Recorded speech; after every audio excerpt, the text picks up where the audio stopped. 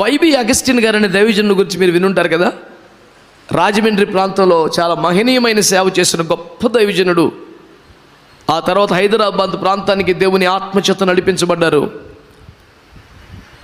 రామగుండం ప్రాంతంలో వెళ్ళి వస్తూ ఉండగా రోడ్డు ప్రమాదంలో మరణించారు. నేను సేవకు వచ్చిన కొత్తలో పెద్దగా పాస్టర్స్ సెమినార్లు, పాస్టర్స్ కాన్ఫరెన్స్లు ఎక్కువ జరిగేవి కాదు, ఎప్పుడైనా జరిగాయి. ప్రతి సంవత్సరం రాజమండ్రిలో ఆయన నిర్వహించేవారు.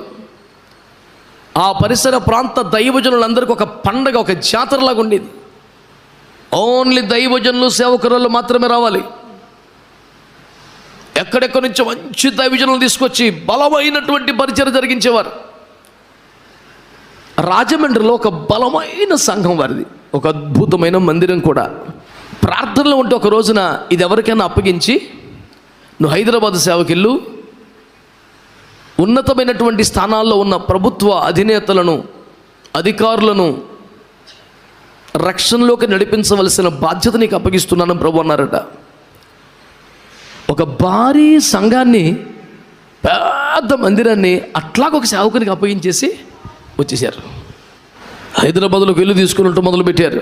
ప్రభు కొంతమంది అధికారులను పరిచయం చేశారు. వాళ్ళకి సువార్త చెప్పడం, ఇదే పని మీద ఉన్నారు. సంఘం లేదు, జనం లేరు. ఒకసారి ఒక రైల్లో మేము ఇద్దరం కలుసుకున్నాం. నేను గుర్తుపెట్టి, అయ్యా ప్రైజ్లాడయ్యా అని చెప్పి, నాన్న బాగున్నావా అని దగ్గర తీసుకున్నాను. మాట్లాడుతున్నాం.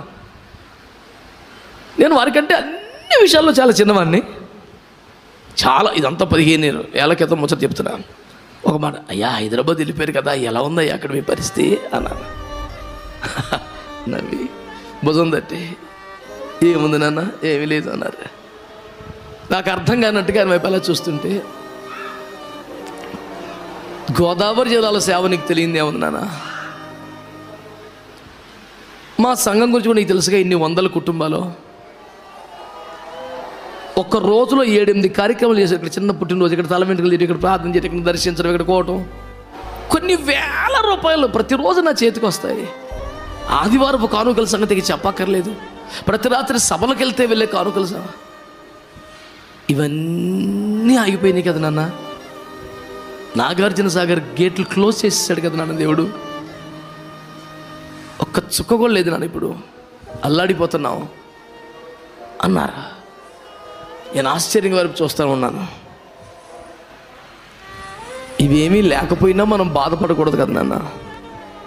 దేవుడు మన చేయి విడిచిపెడితే, మనం ఆత్మ నడిపింపును కోల్పోతే బాధపడాలి. ఆత్మ నడిపింపులో ఎంత శ్రమైనా బాధపడకూడదు. అలాగ తన్మయంగా వారి వైపు చూస్తూ అలా ఉండిపోయాను.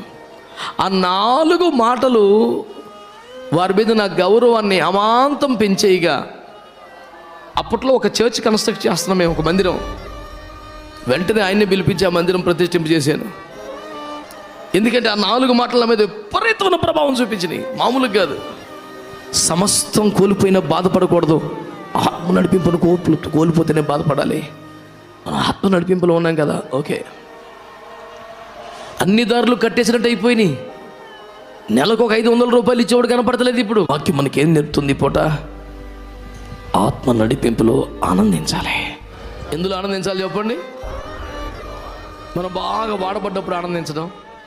అయ్యా మీ వాక్యం నేను ఎట్లా మారానయ్యా అని ఎవరో చెప్తే మనం ఆనందించాలి. ఇవన్నీ సహజమే, అందులో గొప్ప ఏముంది? ఎవరైనా వచ్చి అయ్యా మీ వాక్యం దా నేను మారని చెప్తే ఎవరికైనా సంతోషం కలుగుద్ది. అందులో పెద్ద ఆశ్చర్యం ఏముంది?